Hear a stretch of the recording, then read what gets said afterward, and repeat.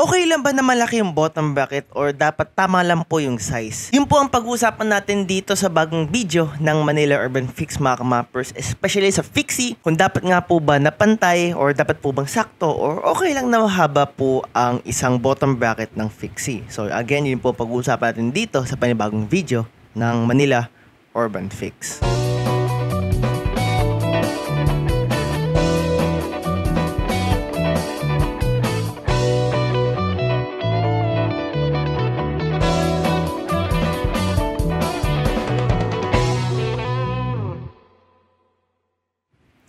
Hello po mga kamappers and welcome po dito sa panibagong video ng Manila Urban Fix. And hindi ko po kayo pinipilit but kindly consider na mag-subscribe po kayo dito sa Manila Urban Fix. And bago po simulan mga kamappers, kung meron lang po yung mga ganitong katanungan mga kamappers, mag-comment daw below na po kayo mga kamappers and malay nyo, kayo na po ang susunod na feature dito sa Manila Urban Fix YouTube channel. And without further ado mga kamappers, simulan na nga po natin. So mga kamappers, explain ko lang sa inyo or yung sabihin ko sa inyo or ikwento ko sa inyo yung aking experience sa pagbabike. So basically mga kamappers, ako ay 9 years na po nagfi-fixie. Since 2014 pa po ako nagfi-fixie. So nakailang crankset na po ako mga kamappers. Madami na po akong crankset na nalagay and na-try and naayos and natanggal and na-install and kung ano naman. So yung isa na yun mga kamappers, so yung pinakauna ko mga kamappers is yung Silt. Naka-square tapered lang po siya na Lasco cranks, no?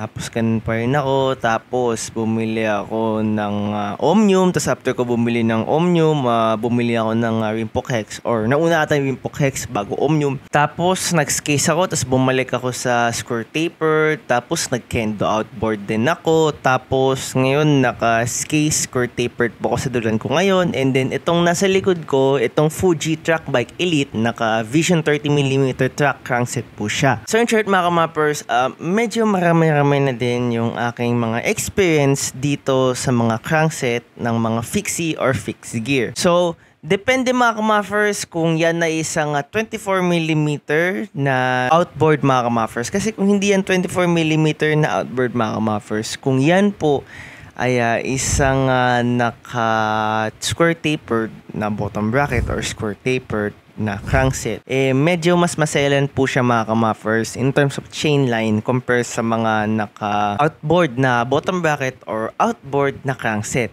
So, tara at pag-usapan nga po ba natin kung ano nga ba ang chain line. So, ang chain line mga kamappers from the word itself, so yung kadena may linya. So, yung chain line mga kamappers, may imaginary chain line yan, which is yung imaginary chain line na yun is basically gaano lang po kapantay yung chain ring mo sa cog mo mga kamappers. So, in short, kapag mas pantay yung chain ring, dalawa ang binibigay niya ng mga kamappers is, or tatlo rather. So, syempre, una, aerodynamics kasi syempre mas straighter line, aerodynamic incline siya, no? Pero in my opinion mga kamappers, that's a very small margin, pero andun pa rin yung margin. Pangalawa naman mga kamappers is yung kanyang safety. So bakit nga ba safety mga kamappers? So in short, kapag hindi po pantay yung chain line nyo tapos naka-fixie po kayo, let's say kapag humahataw po kayo, pwede po yan matanggal. So bakit mga kamappers? Kasi para siyang nagiging front derailleur. So, di ba yung front derailleur, kapag sabi natin kapag mag-go down yung front derailleur, yung kadena mag-go down din. Or kapag yung front derailleur nakataas from small ring to big ring, edi tataas po din yung kadena kapag yung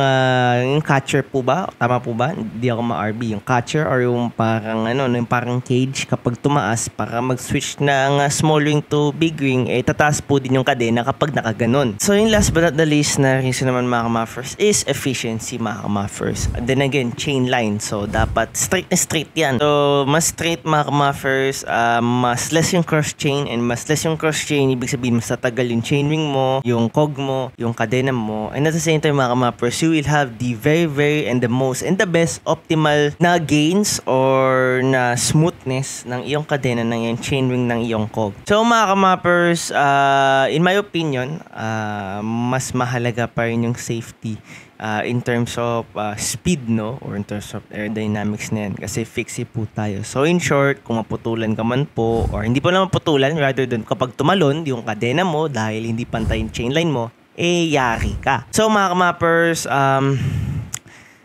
kailangan talaga pantay yung chain line mo. O kaya kailangan po talaga pantay yung bottom bracket mo. Or dapat talaga yung bottom bracket mo ay sakto para sa yung frame. So mga kamappers, minsan kasi yung mga frames, hindi po pantay yung mga frames paminsan mga kamappers. Yung minsan kailangan mas mahabang bottom bracket. Yung iba mga kamappers, kailangan ng maikling bottom bracket. So bigyan ko po ng example. Yung LV daw ko po mga kamappers dati, naka 118mm po siya na bottom bracket. Yung 118mm na bottom bracket mga kamappers ay para sa 3x or para sa isang fat bike. And alam na masagot dun mga kamappers, malayo po ang aking chain line. And since malayo ang aking chain line, malaki po yung chance na tumalon ng aking kadena and then madisgrasya po ko. So in short mga kamappers, hindi po optimal yung ganun. So ano nga ba ang optimal na bottom bracket na size, you might ask? Well, if we're going to talk about the optimal bottom bracket size pa sa the best chain line, ang sinusunod ko palagi mga kamappers yung mga NJS. If I'm not mistaken, yung NJS,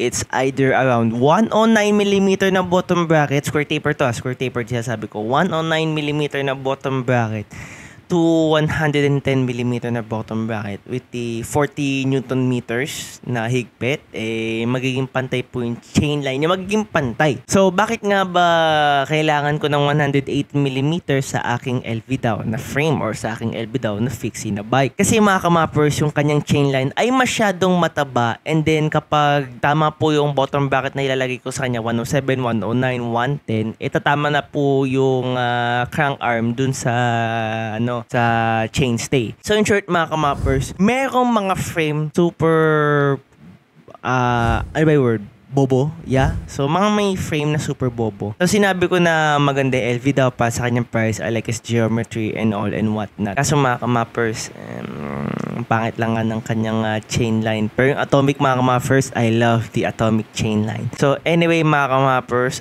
so yun, nasagot ko na po lahat mga kamappers. Kailangan po pantay ang iyong bottom bracket para maayos po din yung chain ring, aero, para mabilis. And at the same time mga kamappers, and the pinakamahalaga of all ay para safe po tayo and hindi po tumalbog yung chain and hindi po tayo mamatay. So yun po mga kamappers, as usual, ride back kayo safe and tandaan, wag po lalapit sa truck and bus, and kung meron lang po yung mga ganitong klaseng katanungan mga kamappers, wag na po kayo mahiya, kundi i-comment na po ninyo dito sa comment section ang iyong mga katanungan, and mali nyo mga kamappers, kayo na po ang masunod na mga feature dito sa Manila Urban Fix. And without further ado mga kamappers, babush!